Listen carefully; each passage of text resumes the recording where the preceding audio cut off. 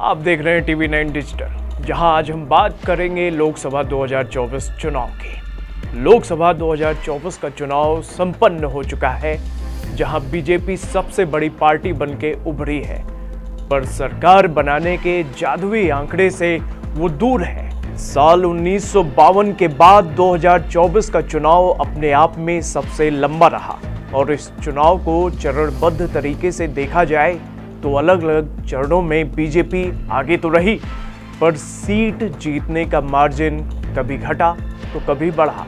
आइए चरणबद्ध तरीके से समझते हैं कि कब कौन से चरण के चुनाव में बीजेपी का ग्राफ ऊपर नीचे होता रहा। पहले चरण के चुनाव में कुल 102 सीटों पर वोट डाले गए। इसमें बीजेपी को कुल 30 सीटों पर जीत मिली, 27 पर कांग्रेस, 22 डीएमके के पास, 4 समाजवादी पार्टी को और 2 सीटें सीपीआई के खाते में गईं। साथ ही 17 सीटों पर अन्य दलों के उम्मीदवारों को जीत मिली। अगले चरण यानी दूसरे चरण में कुल 87 सीटों पर दूसरे चरण का मतदान हुआ। ये चरण बीजेपी के लिए काफी अच्छा रहा और उसने 46 सीटों पर कमल खिलाया। बाकी सीटों में कांग्रेस को 17, शिवसेना यूपीटी को 3, आईयूएमएलए को 2, जेडीएस को 2 और अन्य दलों को 17 सीटें मिली। इसके बाद तीसरा चरण बीजेपी के लिए वरदान साबित हुआ। इसमें 94 सीटों में से 57 पर बीजेपी के उम्मीदवारों ने जीत हासिल की और कांग्रेस को 15, समाजवादी पार्टी को 6, जेडीयू को 3 और टीएमसी को 2 सीटों पर जीत मिली और 11 अन्य सीटें अन्य दलों के खाते में गईं। अब बात चौथे चरण की, जहां इस बार भी बीजेपी का परफॉर्मेंस अच्छा रहा, जिसमें कुल 96 सीटों पर मतदान हुआ और बीजेपी को 39 सीटों पर जीत मिली। साथ ही 14 सीटें Congress, 16 Telugu Desam party, 17 Trinamool Congress, 4 YSR CP और 16 सीटें अन्य दल अपने हिस्से में लेकर गए।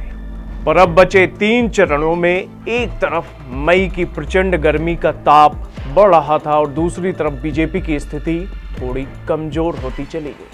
5वें चरण के कुल 49 सीटों पर हुए चुनाव में बीजेपी को सिर्फ 19 सीटों पर ही जीत मिली, जिसमें कांग्रेस को 5, समाजवादी पार्टी को 7, टीएमसी को 6, शिवसेना यूबीटी को 4, साथ ही 8 अन्य दलों के उम्मीदवारों को जीत मिली। लोकसभा की 58 सीटों पर छठे चरण में 25 मई को वोटिंग हुई। बीजेपी इस चरण में 31 सीटें ही जीत पाई।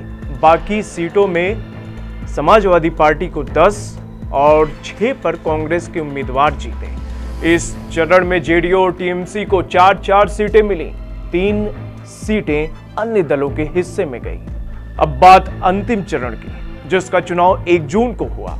इस चरण में कुल 57 सीटें थीं, जिनमें से बीजेपी को सिर्फ 17 सीटों पर ही जीत मिल पाई। कांग्रेस और टीएमसी को 9-9 सीटों पर जीत मिली। 7वें चरण में समाजवादी पार्टी को 6 और आम आदमी पार्टी को 3 सीटें मिली। 13 सीटों पर अन्य दलों के उम्मीदवार जीत गए। इन आंकड़ों से साफ है कि शुरू से लेकर अंत तक बीजेपी हावी रही, पर बहुमत ना मिल पाया। पर यहाँ एक और बात भी गौर करने लायक है, वो ये कि पूरे देश की अलग अलग पार्टियों ने अपने प्रदर्शन में पहले से सुधार किया है, जिसका नुकसान सत्ता दल को उठाना पड़ा।